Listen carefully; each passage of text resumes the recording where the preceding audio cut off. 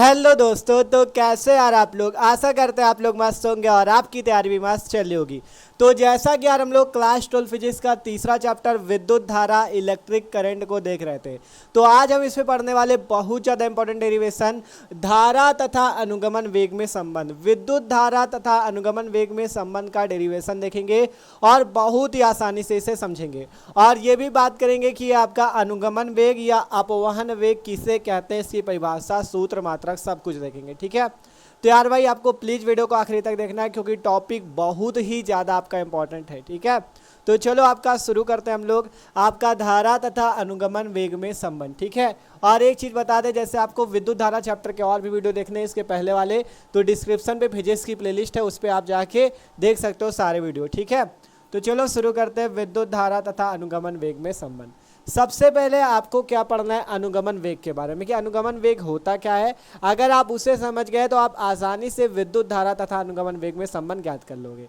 तो यहाँ पे हमने परिभाषा लिखी, पहले परिभाषा पढ़ते हैं फिर उसे आपको समझाएंगे। ठीक है, देखो पहले जान लो अनुगमन वेग के दो नाम होते हैं। पहला तो अनुगमन वेग कह सकते हो या अपवहन वेग कह सकते हो, इंग्लिश में इसे कहा जाता है ड्रिफ्ट वेलोसिटी। ठीक है, परिभाषा पढ़ो, अपवहन वेग वह नियत औसत वेग है जिसमें मुक्त इलेक्ट्रॉन बाह्य विद्युत क्षेत्र के प्रभाव में किसी चालक में प्रवाहित होते हैं।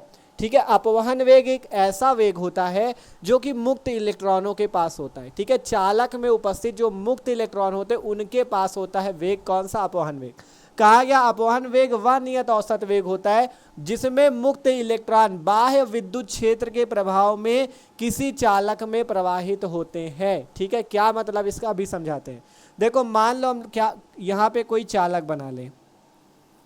ठीक है, इस टाइप से हमारा क्या बन गया, मान लो एक चालक हमने बना दिया ये। ठीक है, ये हमारे पास कोई चालक है। ठीक है, अब आपको पता है चालक में जो इलेक्ट्रॉन होते हैं वो आपके यहाँ पे गमन करते रहते हैं। ठीक है, चालक में इलेक्ट्रॉन जो होते हैं आपके गमन करते रहते हैं। अब मान लो कि ये चालक है, आपसे कहा गया कि जो चालक है उसे क्या करना है, बाह्य विद्युत क्षेत्र के प्रभाव में लाना है।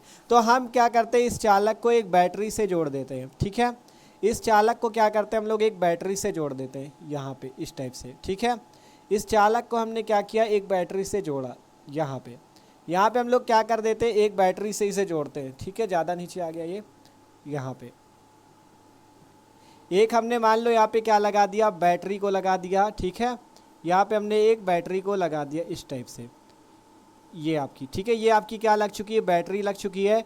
मान लो ये इसका बैटरी का प्लस पॉइंट है और ये वाला माइनस पॉइंट है। ठीक है, बैटरी का इधर वाला प्लस पॉइंट है, इधर वाला माइनस पॉइंट है। अब जब बैटरी से ये जुड़ चुका है तो आपको पता है जब बैटरी से जुड़ा है तो इसमें कुछ धारा भी प्रवाहित होगी और धारा जो प्रवाहित होती है वो प्लस से माइनस की ओर प्रवाहित होती है। बैटरी के धनात्मक टर्मिनल से ऋणात्मक टर्मिनल की ओर धारा प्रवाहित होती है। तो आपकी धारा यहाँ इस प्लस से माइनस की ओर चलती हुई इस टाइप से आपकी इस पूरे चालक में भी प्रवाहित होने लगेगी और इस परिपथ में भी प्रवाहित होने लगेगी। आप बात करें इसके बाद विद्युत क्षेत्र की, तो विद्युत क्षेत्र जो होता है आपका, ठीक है, तो देखो विद्युत क्षेत्र जो होता है आपका, विद्युत क्षेत्र की दिशा भी प्लस से माइनस की ओर ही होती है। तो विद्युत क्षेत्र जो हो जाएगा आपका इस दिशा में हो जाएगा। ठीक है, विद्युत क्षेत्र आपका इस दिशा में हो जाएगा। देखो एक चीज़ ध्यान रखना, शायद किसी की बुक में ऐसे भी बना हो सकता है कि देखो अगर आपका विद्युत क्षेत्र किसी चित्र में शायद उधर की ओर दिखाया गया हो तो उसमें टेंशन न लेना, जिस हिसाब से आप ये प्लस पॉइंट और माइनस पॉइंट रखोगे उसी हिसाब से आपकी दिशा हो जाएगी। ठीक है, अगर आप यहाँ पे प्लस टर्मिनल उधर रखते तो विद्युत क्षेत्र की दिशा इधर की हो जाती, प्लस से माइनस की ओर। ठीक है, तो उस पर कोई दिक्कत नहीं थी। करना चाहो तो आप कर भी सकते हो यहाँ पे। ठीक है, करना चाहो आप यहाँ पे कर भी सकते हो। ये आप माइनस पॉइंट बना लो और इधर वाला पॉइंट बना लो प्लस। ठीक है, इधर माइनस पॉइंट इधर प्लस पॉइंट, तो आपकी दिशा कौन सी हो जाएगी, प्लस से माइनस की ओर, मतलब इस टाइप से आपकी दिशा हो जाएगी ये। ठीक है, प्लस से माइनस की ओर धारा की दिशा इस टाइप से हो जाएगी आपकी ये। ठीक है, ये चीज़ समझना बहुत ज़्यादा ज़रूरी है, ये चीज़ समझना बहुत ज़्यादा ज़रूरी है। ठीक है, ये आपकी धारा की दिशा इस टाइप से हो जाएगी। बस ये याद रखो कि धारा हमेशा प्लस से माइनस की ओर होती है और विद्युत क्षेत्र की दिशा भी प्लस से माइनस की ओर, प्लस ये है माइनस ये, तो प्लस से माइनस ऐसे। ठीक है, तो विद्युत क्षेत्र भी प्लस से माइनस की ओर हो जाएगा। ये चीज़ सबको समझ में आ गया। अब परिभाषा समझने की बात आती है तो हमने कहा था चालक में कौन से इलेक्ट्रॉन उपस्थित होते हैं, मुक्त इलेक्ट्रॉन।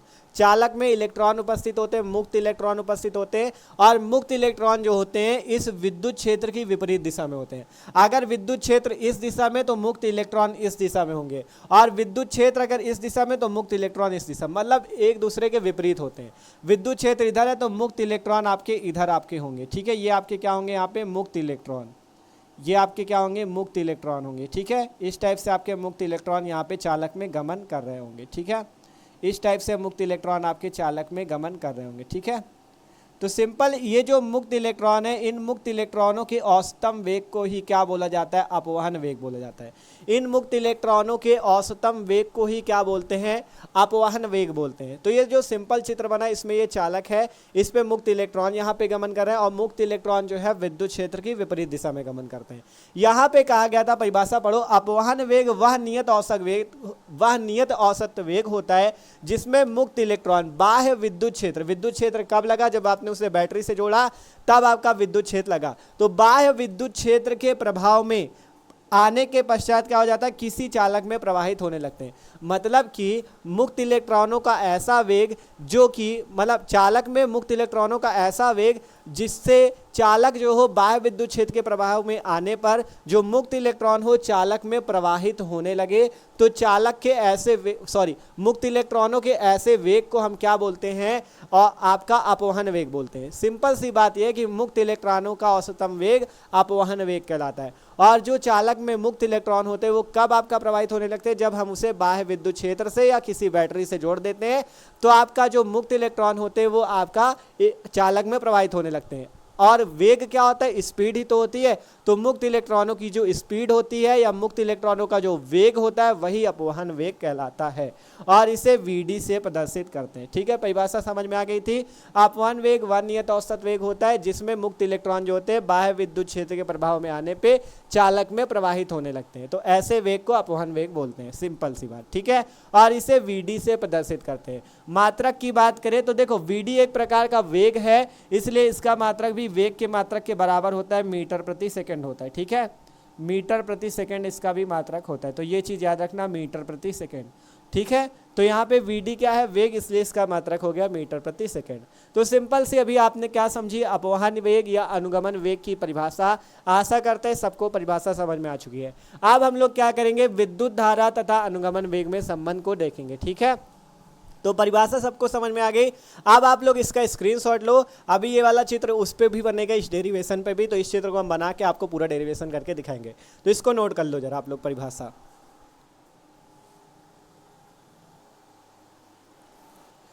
तो अब भैया बात करते हैं हम लोग इसका डेरिवेशन की, कैसे हम लोग विद्युत धारा तथा अनुगमन वेग में संबंध का सूत्र निकालेंगे, ठीक है। तो सिंपल हेडिंग लगी थी विद्युत धारा तथा अनुगमन वेग में संबंध। चित्र हमने वही आपका यहाँ पे बना दिया है, सिंपल सा चित्र था। आपके पास एक चालक इस टाइप से था। मान लो इस बार हमने चालक को नाम भी दे दिया है, चालक का नाम है AB हमारे पास एक चालक है, ठीक है। और इस चालक की लंबाई जो है वो L है, ठीक है। ध्यान से समझना तो पूरा डेरिवेशन समझोगे। माना हमारे पास एक चालक AB है और इस चालक की लंबाई क्या है, L है, और इस चालक का जो क्षेत्रफल है वो A है, ठीक है। चालक के अनुप्रस्थ काट का क्षेत्रफल जो है A है।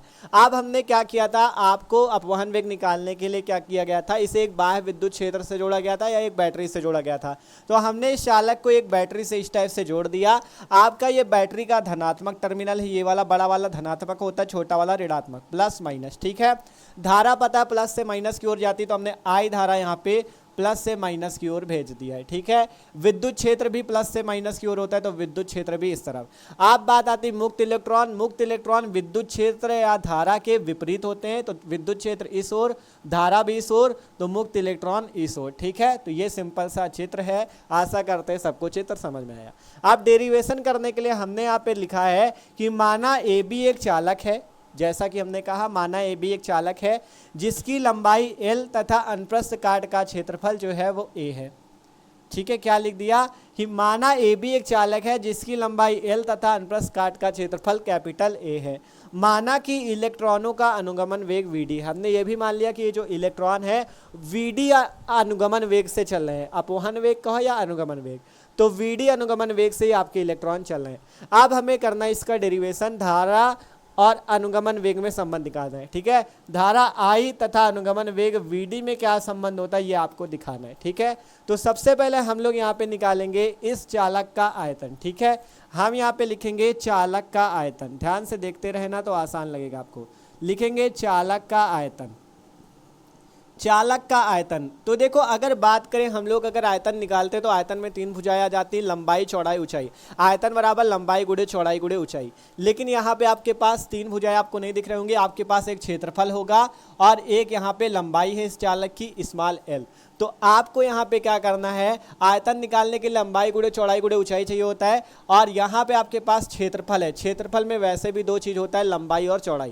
क्षेत्रफल में 2 चीज होता है ना, लंबाई गुणे चौड़ाई। तो क्षेत्रफल अर्थात क्षेत्रफल में 2 लोग खुद ही छिपे हुए, लंबाई गुणे चौड़ाई, और ये ऊंचाई का काम कर लेगी। तो आयतन बराबर हो जाएगा a इंटू एल। इसे मान लेना आपको समीकरण 1। हमने क्या लिखा है ध्यान से समझोगे तो पूरा डेरिवेशन बहुत आसान लगेगा। हमने लिखा सबसे पहले चालक का आयतन। आयतन का सूत्र सबको पता है, लंबाई गुणे चौड़ाई गुणे ऊंचाई होता है। तो सिंपल यहाँ पे हमें लंबाई चौड़ाई ऊंचाई तो दिख नहीं रही, हमें क्षेत्रफल केवल दिख रहा है इस चालक का a और इसकी लंबाई l। क्षेत्रफल पे वैसे भी 2 भुजाएं होती, लंबाई और चौड़ाई। लंबाई गुणे चौड़ाई बराबर ही होता है क्षेत्रफल के। तो यहाँ पे क्षेत्रफल हो जाएगा लंबाई गुणे चौड़ाई और इसकी ये जो ऊंचाई काम कर जाएगी l। ठीक है, तो चालक का आयतन क्या आया यहाँ से, a इंटू एल। ये हो गया चालक का आयतन, इसे मान लो समीकरण 1। ठीक है, अब इसके बाद हम लोग लिखते हैं यदि, ठीक है, यहां पर से लिखते हैं यदि चालक के, यदि चालक के, लिखते हैं यदि चालक, या ब्लैक से लिखो, देखो ठीक है, ब्लैक से लिखते हैं, ब्लू वाला चल नहीं रहा। यहां से लिखते हैं यदि चालक के, यदि चालक के एकांक आयतन में, एकांक आयतन में इलेक्ट्रॉनों की संख्या, इलेक्ट्रॉनों की संख्या n हो। ठीक है, यदि चालक के एकांक आयतन में इलेक्ट्रॉनों की संख्या n हो तब, ठीक है, मतलब कि जब चालक का एकांक आयतन हो, एकांक समझते हो ना, एकांक का मतलब होता है 1।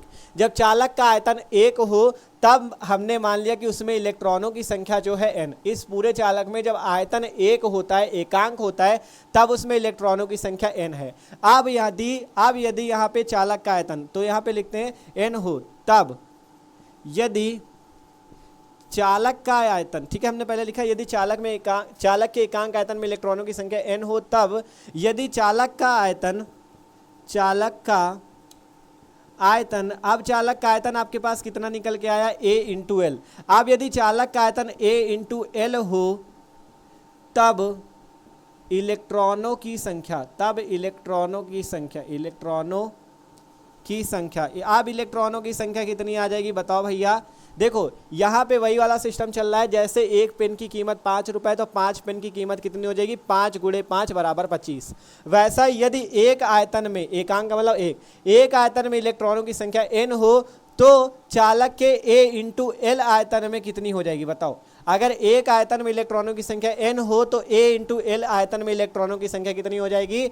आपको बस वही लगाना, अगर एक पेन की कीमत 5 रुपए तो 5 पेन की कीमत निकालने के लिए 5 पे 5 का गुणा हो जाएगा। तो वैसे ही एकांक आयतन में इलेक्ट्रॉनों की संख्या n हो तो a इंटू एल आयतन में कितनी हो जाएगी, आपका ये n तो रहेगा ही, और n into a into L ये आपका आ जाएगा। ठीक है, सिंपल सी बात है आपका, अगर एकांक आयतन में n है तो आपका a इंटू एल आयतन में कितनी हो जाएगी, n into a into L, मतलब आयतन का गुणा हो जाएगा। ठीक है, तो ये क्या आ गई आपकी, a इंटू एल आयतन में चालक में उपस्थित इलेक्ट्रॉनों की संख्या कितनी है, n into a into L. इसे मान लेना आपको समीकरण नंबर 2।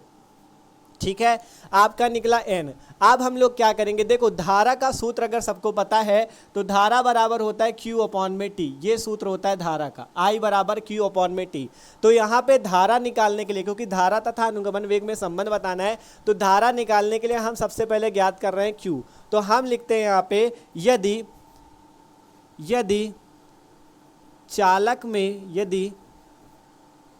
चालक में इलेक्ट्रॉनों का आवेश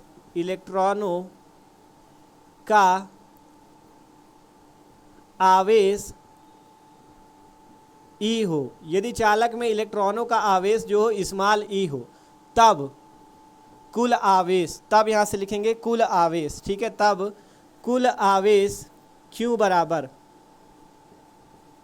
ठीक है, हम कुल आवेश यहाँ से निकाल लेंगे Q बराबर, क्यों निकालना है, क्योंकि धारा का सूत्र होता है I बराबर Q/T, तो धारा निकालने के लिए हमें Q निकालना ही होगा। तो इसलिए हम लिख रहे हैं यदि चालक में इलेक्ट्रॉनों का आवेश E हो, इलेक्ट्रॉन के आवेश को E से ही तो लिखते हैं, स्मॉल e से, तब कुल आवेश क्या हो जाएगा, Q बराबर क्या सूत्र होता है, Q बराबर सूत्र होता है N इंटू E। ये सूत्र सबको याद होगा, Q बराबर N इंटू E, जहाँ N इलेक्ट्रॉनों की संख्या, E इलेक्ट्रॉन का आवेश और Q आपका आवेश होता है, ठीक है। तो Q बराबर N इंटू E सूत्र होता है, लेकिन यहाँ पे हमारे पास इलेक्ट्रॉनों की संख्या कितनी है, N into A into L, तो हम N की जगह क्या रख देंगे, पूरी इलेक्ट्रॉनों की संख्या N into A into L, ठीक है। तो यहाँ पे आ जाएगा N into A into L और ये आपका आवेश इलेक्ट्रॉन का E, ठीक है। इसे मान लेंगे समीकरण नंबर 3, ठीक है। समझते रहोगे तो एकदम आसान लगेगा, ठीक है। हमने ये क्यों निकाला, क्योंकि हमें चाहिए I बराबर Q/T निकालने के लिए, मतलब धारा निकालने के लिए Q का मान चाहिए, तो इसलिए हमने यहाँ पर से लिखा यदि चालक में इलेक्ट्रॉनों का आवेश E हो तब कुल आवेश बराबर सूत्र होता है Q बराबर N इंटू E, ठीक है। लेकिन N की जगह हमारे पास है N into A into L, तो हमने N की जगह ये रखा, इंटू E आपका आ गया, ठीक है। अब इसके बाद हम लोग क्या करेंगे, ये हमारे पास निकला आवेश, ठीक है, आवेश भी निकल गया। अब धारा निकालने के लिए हमें दूसरा क्या चाहिए, समय चाहिए, तो अब हम निकालेंगे समय। यहाँ पे लिखेंगे कि मुक्त इलेक्ट्रॉनों का समय, ठीक है। तो समय T बराबर हम यहाँ से निकालेंगे, ठीक है, समय T का मान निकालेंगे अब। तो यहाँ पर से लिखेंगे समय T बराबर, समय T बराबर सूत्र हो जाएगा दूरी बटा चाल, ये सूत्र सबको पता होगा यार, छोटे से पढ़ते आ रहे हो, समय बराबर दूरी बटा चाल। अब दूरी यहाँ पर से कितनी हो जाएगी, दूरी देखो मुक्त इलेक्ट्रॉन कितनी दूरी पे है, चालक पे ही तो है मुक्त इलेक्ट्रॉन, तो चालक की लंबाई के बराबर दूरी हो जाएगी कितनी, L हो जाएगी दूरी, बटा चाल कितनी हो जाएगी, किस चाल से ये लोग चल रहे हैं, किस वेग से चल रहे हैं, किस स्पीड से चल रहे हैं, अनुगमन वेग के बराबर चाल या अनुगमन वेग के बराबर स्पीड से चल रहे हैं, तो इसकी चाल कितनी हो जाएगी VD। तो यहाँ पर से आपका T बराबर आ जाएगा L/में VD, T बराबर आ जाएगा L/VD, इसे मान लेना समीकरण नंबर 4, ठीक है। T बराबर आ जाएगा L/में VD, ठीक है। सिंपल कैसे है, समय बराबर दूरी बटा चाल लगाओ, समय T हो गया, दूरी कितनी हो जाएगी, चालक में ही तो इलेक्ट्रॉन है, तो चालक की लंबाई के बराबर दूरी हो जाएगी, चालक की लंबाई L हो गई। चाल क्या है, उसकी जो इलेक्ट्रॉन की चाल है या इलेक्ट्रॉन की जो स्पीड है या उसका जो वेग है, अनुगमन वेग VD, ठीक है। तब T बराबर L/में VD। तो आपको धारा निकालने के लिए Q की जरूरत थी और T की जरूरत थी, तो हमने Q ये निकाल लिया और आपका T ये निकाल लिया, Q भी निकल गया, T भी निकल गया, अब धारा निकल जाएगी। अब इसके बाद यहाँ से लिखेंगे धारा I बराबर, धारा I बराबर सूत्र होता है Q/T, ठीक है। देखो जगह नहीं है इसलिए हम यहाँ पे इस टाइप से कर रहे हैं, आप लोग इसके नीचे ही लिखते चले जाना, जब कॉपी पे लिखना है इसके नीचे ही ये लिखना, फिर इसके बाद जो यहाँ से शुरू हो रहा है, क्योंकि बोर्ड पे कम जगह है इसलिए लिख रहे हैं। I = Q/T। अब Q की वैल्यू कहाँ है, Q की वैल्यू ये आई N into A into L into E, तो इसकी वैल्यू रख देंगे I बराबर N into A into L into E, ये आपकी इसकी वैल्यू है Q की, N into A into L into E, बटे में T की वैल्यू कितनी है, T की वैल्यू है L/VD, L/में VD, ये आपकी T की वैल्यू है L/में VD, ठीक है। देख सकते हो T बराबर L/VD, ठीक है। Q का मान ये रखा, T का मान ये रखा, ये आ गया। आप देख सकते हो VD सबसे नीचे, तो इसका गुणा हो जाएगा जाके सबसे ऊपर, तो I बराबर आ जाएगा, ऊपर क्या बचा था N into A into L into E, और ये VD ऊपर चला जाएगा। तो चलो देखो इधर ना दिख रहा हो तो थोड़ा सा और इधर लिख देते बगल पे, ठीक है, और इधर लिख लो I बराबर, देखो ये VD आपका सबसे ऊपर चला जाएगा, तो कितना हो जाएगा N into A into L into E पहले से था, VD ऊपर चला जाएगा तो VD का भी गुणा हो जाएगा, और बटे में कितना बच जाएगा, स्मॉल l, ठीक है। ध्यान से समझ लो क्या हुआ है यहाँ पे, ठीक है। सिंपल क्या हुआ है, ये आपका VD देखो, आपका L/में VD था, VD सबसे नीचे था, तो ये आपका सबसे ऊपर चला गया गुड़े पे, ठीक है। ये VD जो सबसे नीचे था ऊपर चला गया गुड़े पे, तो ये आपकी वैल्यू पहले से थी N into A into L into E, और ये VD जो है सबसे ऊपर चला गया तो VD। अब यहाँ पे बात करें, ऊपर भी L है नीचे भी L से L कैंसिल हो जाएगा, बचेगा क्या, I बराबर N ये रहा, ये वाला स्मॉल e लिख लो, अब ये वाला a लिख लो, आगे VD, तो I बराबर NeAVD, यही आपका धारा तथा अनुगमन वेग में संबंध है। अगर वहाँ पे ना दिख रहा हो, ऊपर यहाँ पे हम बड़ा बड़ा लिखे दे रहे हैं, ठीक है। I बराबर NeAVD, I बराबर NeAVD, ठीक है। यही आपका धारा तथा अनुगमन वेग में संबंध है, I बराबर NeAVD। इसके बाद नीचे जब ये इतना आ जाए सूत्र आगे लिख देना, यही धारा तथा अनुगमन वेग में संबंध का सूत्र है, अनुगमन वेग में संबंध का सूत्र है, ठीक है, संबंध का सूत्र है। डेरिवेशन आपका कंप्लीट हो चुका है भैया, आशा करते हैं सबको समझ में भी आया होगा। I बराबर NEAVD आपका आ चुका है, जहां I धारा, VD आपका अनुगमन वेग, मतलब धारा तथा अनुगमन वेग में संबंध। तो आप इस टाइप से निकाल सकते हो। देखो सिंपल सा था, सबसे पहले चित्र बनाना था, फिर उसके बाद इतनी चीज़ें लिख लो, फिर आपको ये चीज़ सोचना है कि I धारा I का मान निकालने के लिए Q अपॉन में T चाहिए, I बराबर Q अपॉन T, ठीक है। Q होता है आवेश, T होता है समय। तो Q निकालने के लिए क्या चाहिए, N इंटू ई, क्योंकि Q बराबर सूत्र होता है NE, ठीक है, Q बराबर NE तो होता है, सबको पता है। तो N भी चाहिए। अब N निकालने के लिए सबसे पहले हमने निकाला चालक का आयतन, A इंटू एल आया।